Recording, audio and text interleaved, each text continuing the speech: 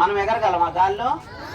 అలాగే ఏదన్నా ఇంకా వేరే రకమా? దాని షేప్ చూసారా? బర్డ్ షేపు ఎలా ఉంటది? ముందు ఎలా ఉంటది?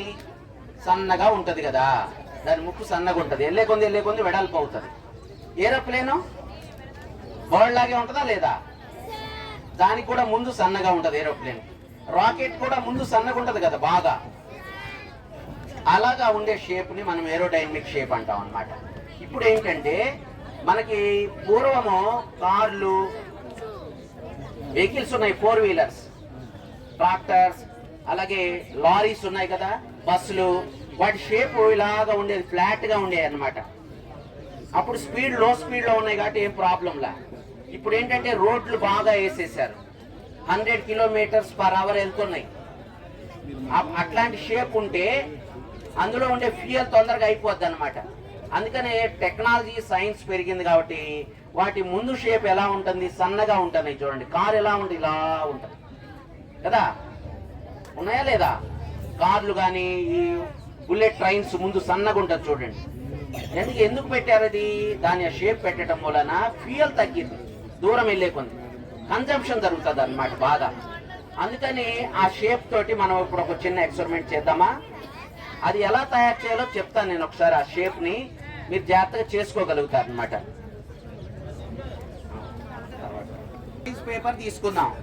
దీన్ని ఏం చేస్తామంటే 1/3 కట్ చేద్దాం, అంటే 3 parts చేస్తాను. ఏది పొడవుగా ఉన్న లెంత్ వైజ్. ఇందులో నేను ఒక పార్ట్ కట్ చేసి అది ఎలా తయారు చేయాలో ఆ షేపు మీకు తెలుసు. ఇది ఎలా అనేది మనకి బజార్లో చూస్తుంటాం.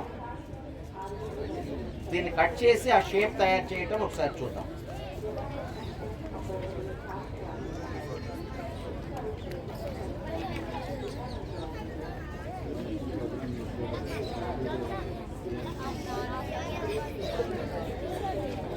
ఇలా కట్ చేశాను.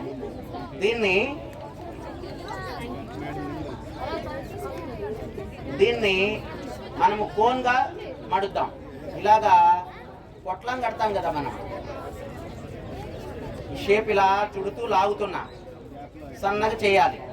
ఇక్కడ షార్ప్గా రావాలి, వెళ్ళే కొద్ది వెడల్పుగా రావాలి. దీన్నే ఏరోడైనమిక్ షేప్ అంటాం. ఇలాగా చూడండి, బాగా షార్ప్గా వచ్చిందా? రాకెట్ కూడా ఇలాగే ఉంటుంది కదా పైన. ఇలా ఉండటం మూలాన ఏమవుతుందంటే ఎదురుగా వచ్చే గాలిని దూసుకొని వెళ్ళిపోతుంది అన్నమాట షేప్. అది ఊడిపోకుండా ఉండటానికి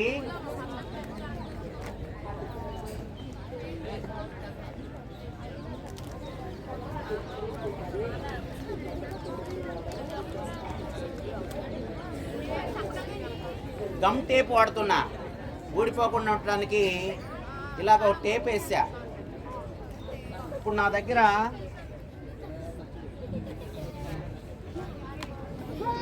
ఇది వేస్తే వెళ్ళదు. ఎందుకు వెళ్ళట్లా? ఎక్స్ట్రా ఉంది కదా, వెళ్ళదు.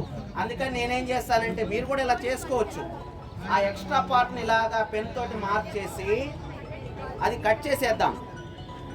ఈ ఎక్స్ట్రా పార్ట్ని ఏం చేస్తున్నా నేను, మీరు కూడా అలా కట్ చేసుకోవడానికి ప్రయత్నం చేయాలి. అయిపోయింది. ఇప్పుడు వెళ్ళిద్దా లోపలికి?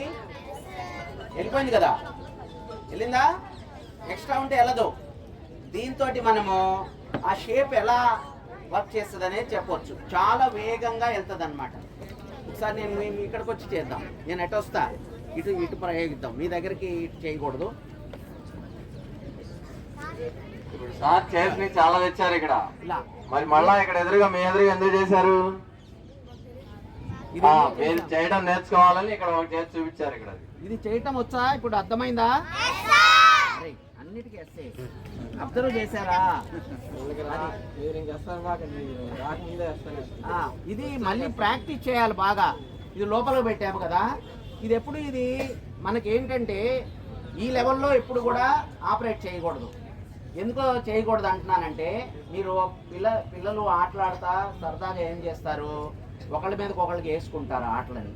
ఒక్కోసారి ప్రమాదం జరగవచ్చు కదా. ఏం జరగవచ్చు? ఏ ప్రమాదము? కళ్ళల్లోకి వెళ్ళిపోతుంది. అమ్మో, అప్పుడు ఎంత డేంజర్ అవుతుంది. అందుకని అట్లాంటివి చేయొద్దు.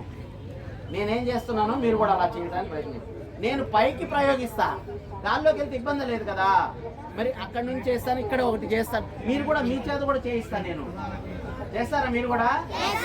ఓకే, అట్లయితే నేను ఇక్కడ అటు పంపిస్తాను. నేను చూడండి ఒకసారి బయటికి వదులుదాం. బయటికి వదులుతాను ఒకసారి చూడండి. బాగా వేగంగా ఇలా పట్టుకొని ఇలా పెట్టాను. దీంట్లోకి లంగ్స్ నుంచి గాలి బాగా లాక్కొని గాలితోటి వదలాలన్నమాట ఒక్కసారిగా.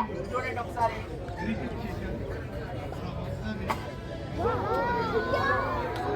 అక్కడ ఎవరు లేరు, అంతా అట్లా పంపించాం అన్నమాట.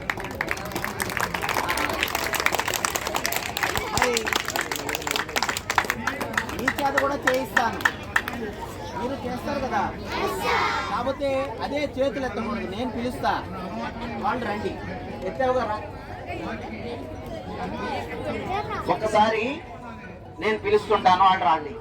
వేరే వాళ్ళు రాబాకండమ్మా, ఇంకోసారి ఇంకో ఛాన్స్ వస్తుంది.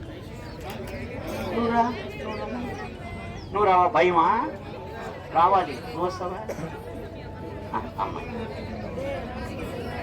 నువ్వు రారా. నువ్వు వస్తావా? రా.